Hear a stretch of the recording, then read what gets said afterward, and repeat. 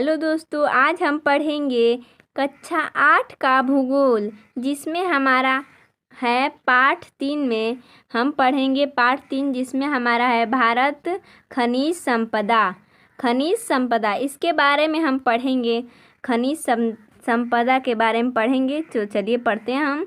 देखिए हमारा दिया है, क्या आपको मालूम है पालक, बथुआ जैसी अनेक साग सब्जियों में लोहा, तांबा आदि खनिज पदार्थ मिलते हैं। ये कहना चाहता है, क्या आपको मालूम है पालक, बथुआ जैसी अनेक साग सब्जियों में लोहा, तांबा आदि खनिज पदार्थ मिलते हैं, जो हमारे शरीर के लिए तथा सभी जीवों के लिए अति आवश्यक है। सोचिए, वनस्पतियों के अतिरिक्त और कैसे ये खनिज पदार्थ हमें प्राप्त हो सकते हैं। ये खनिज पदार्थ हमारे लिए कैसे उपयोगी हो सकते हैं, ये कहना चाहता है। देखिए, पालक, बथुआ जैसे अनेक सब्जियों में हमें लोहा, तांबा खनिज पदार्थ मिलते हैं, जो हमारे लिए और जीव जंतुओं के लिए भी बहुत आवश्यक होता है। ये कहना, सोचिए वनस्पतियों के अतिरिक्त और कैसे ये खनिज पदार्थ हमें प्राप्त हो सकते हैं। ये खनिज पदार्थ हमारे लिए और कैसे उपयोगी हो सकते हैं। आपके घर पर घरेलू वस्तुओं में चाकू, कैंची, बर्तन, चिमटा, तवा, गिलास, थाली आदि, पेचकस, साइकिल, हथौड़ा इत्यादि होते हैं। इनके साथ ही रेल इंजन, रेल पटरी, मोटर कार, तलवार, अस्त्र शस्त्र आदि आपने देखे होंगे। आपने कभी सोचा है कि ये वस्तुएं किस तरह से तैयार होकर हमारे काम आती हैं? इन वस्तुओं को तैयार करने के लिए सामग्री कहाँ से और कैसे प्राप्त होती है? ये कहना चाहता है, आपके घर पर जो घरेलू वस्तुएं होते हैं, जैसे कैंची, चाकू, बर्तन, चिमटा तथा गिलास, तवा, गिलास, थाली, पेचकस, साइकिल, हथौड़ा, रेल इंजन, रेल पटरी, मोटर कार, तलवार, अस्त्र शस्त्र, ये तो देखा ही होगा आपने।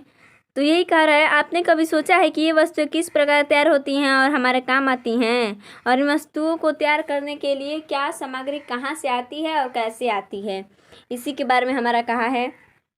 तो आगे हमारा कह रहा है, आइए जाने। चलिए पढ़ते हैं। वर्तमान समय में खनिज किसी भी देश के लिए बहुत ही मूल्यवान प्राकृतिक संसाधन है। जो हमारा वर्तमान समय में खनिज, कोई भी देश हो, बहुत ही मूल्यवान प्राकृतिक संसाधन है।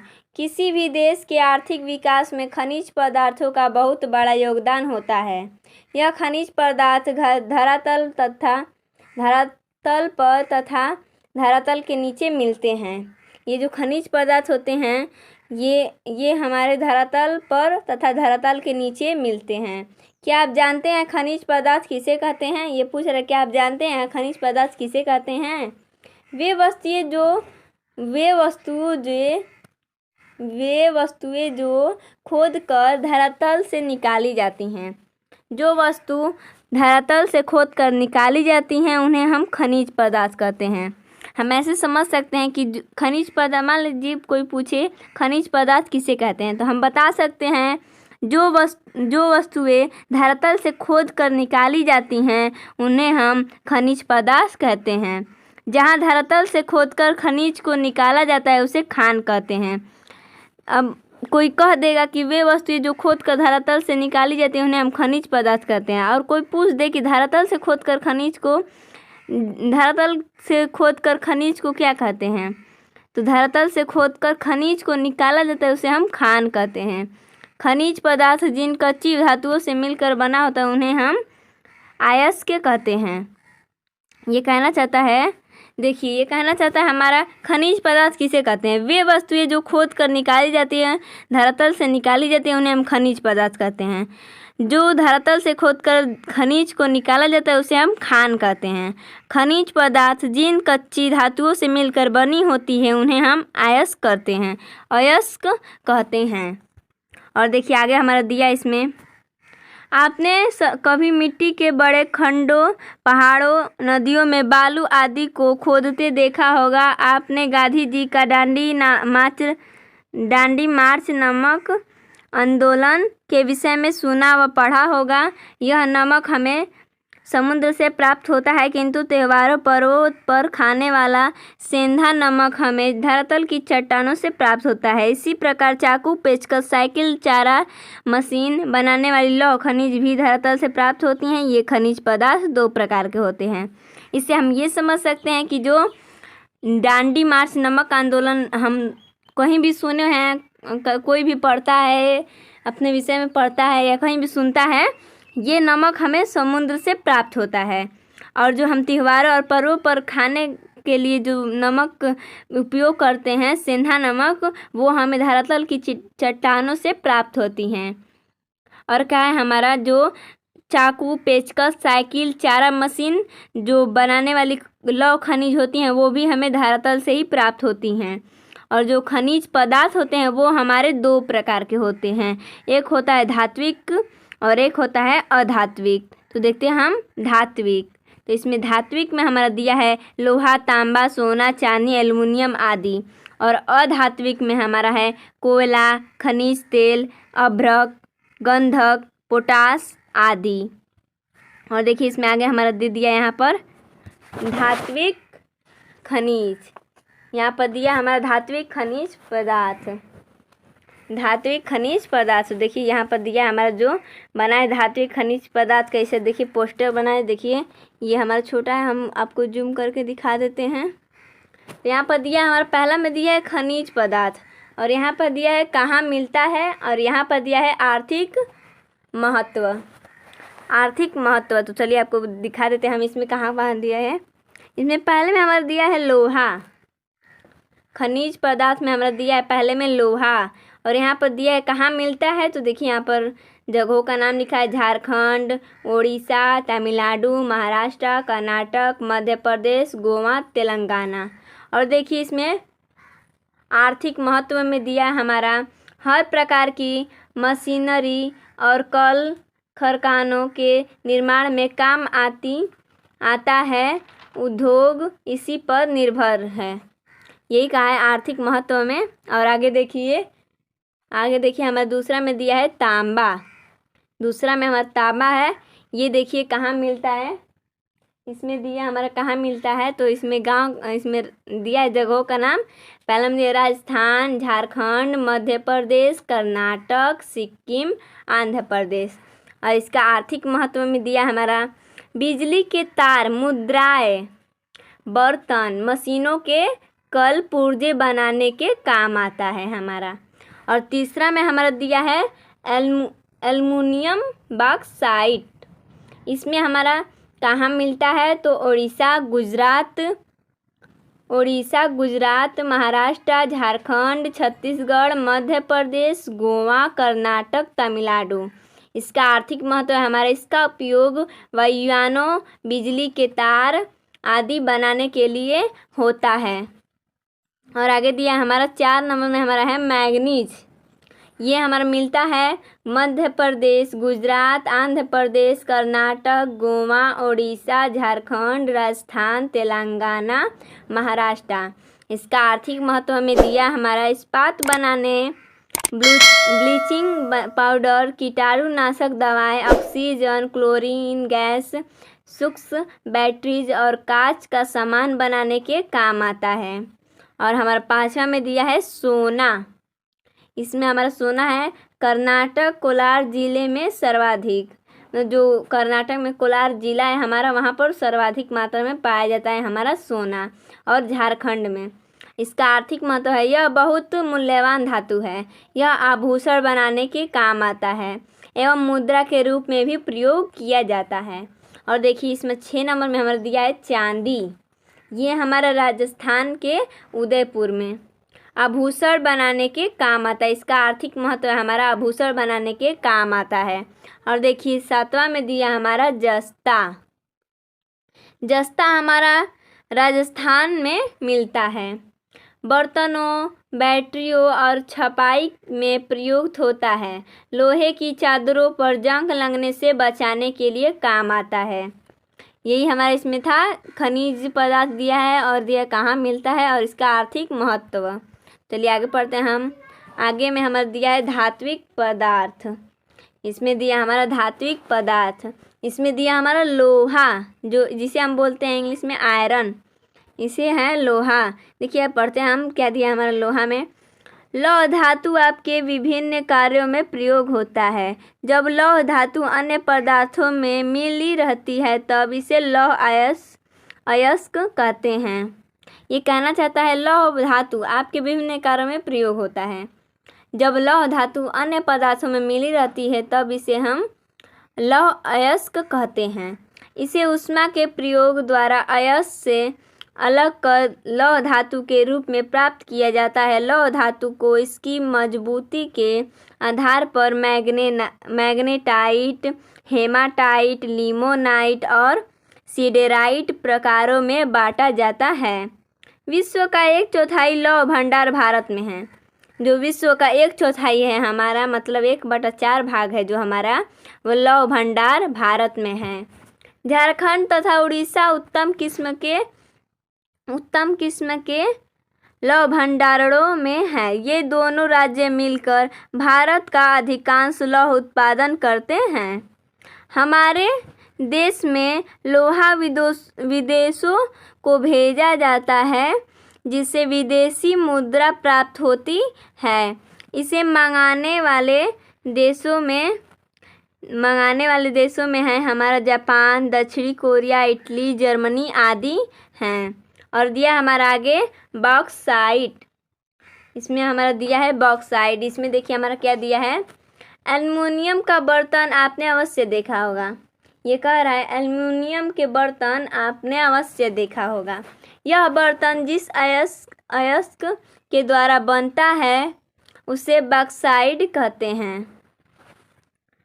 बॉक्साइट खानों से निकाला जाता है। इसे शुद्ध करने के लिए उच्च ताप पर गलाया जाता है। बॉक्साइट को गलाकर शुद्ध एल्युमिनियम छानकर अलग किया जाता है। यह एल्युमिनियम हमें हल्केपन, मजबूती, लोचदार तथा चमकदार होने के कारण विविध प्रकार से हमारे लिए उपयोगी हैं, जैसे वायुयान, विद्युत तार, मशीनरी के लिए कल पुर्जों, फर्नीचर, वाहन तथा बर्तन निर्माण आदि में इसका उपयोग किया जाता है।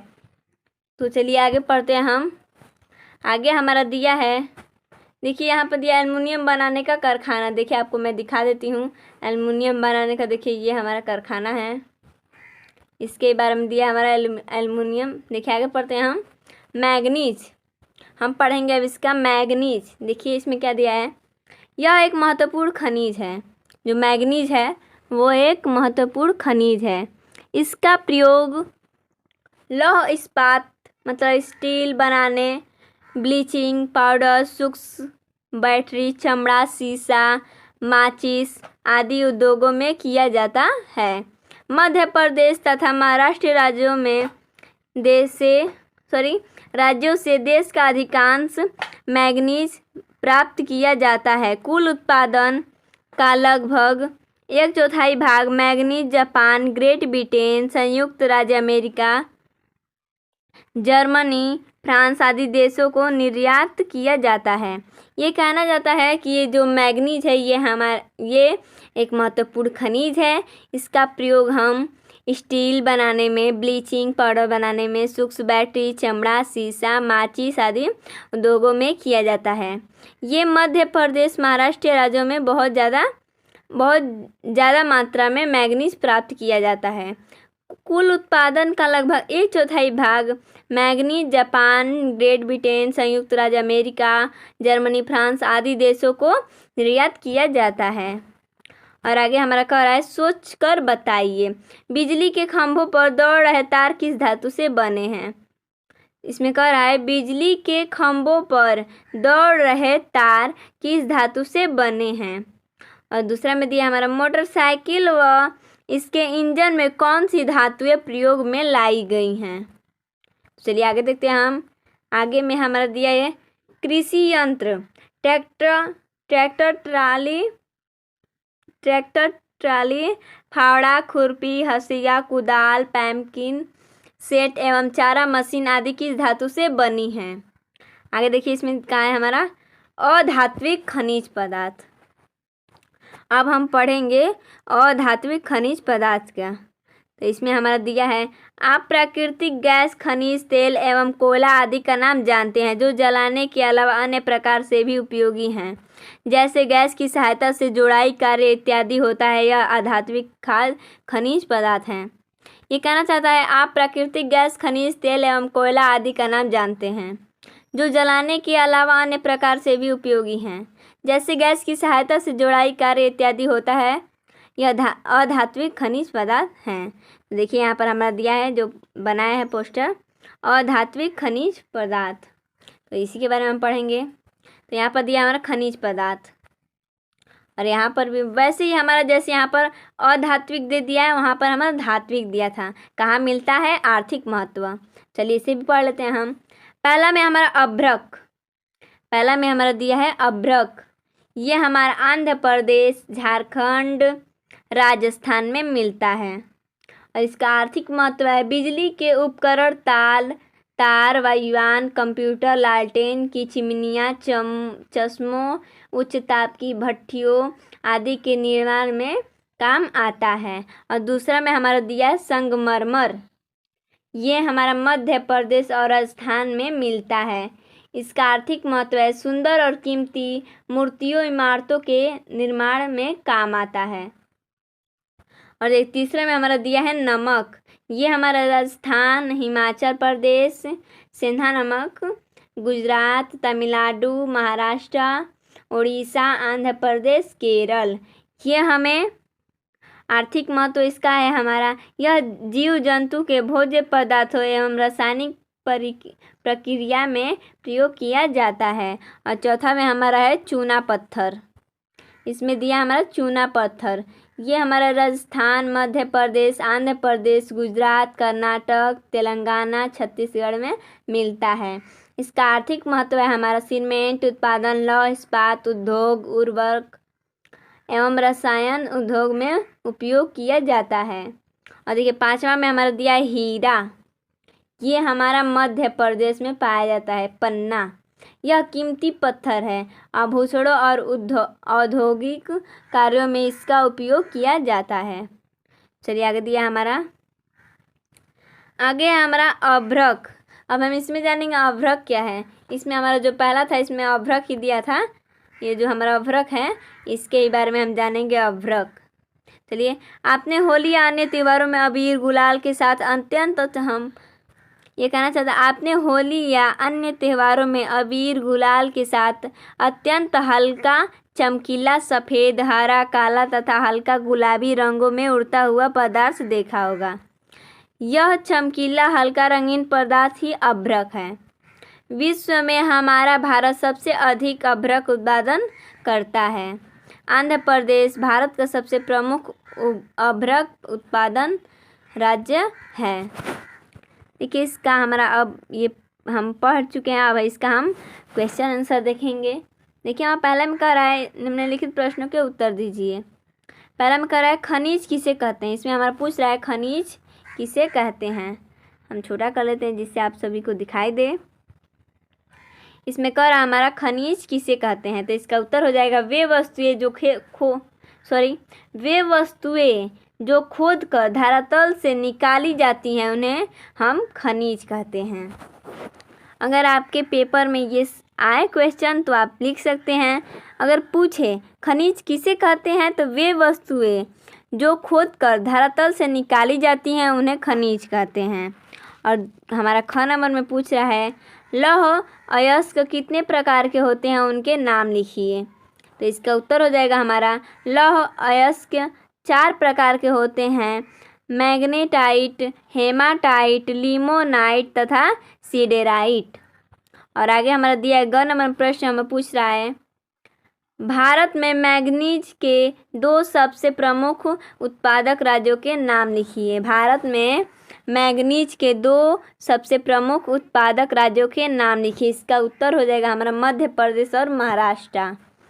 और घ नंबर में हाँ पूछ रहा है हमारे जीवन में एल्युमिनियम धातु का क्या उपयोग है। हमारे जीवन में एल्युमिनियम धातु का क्या उपयोग है।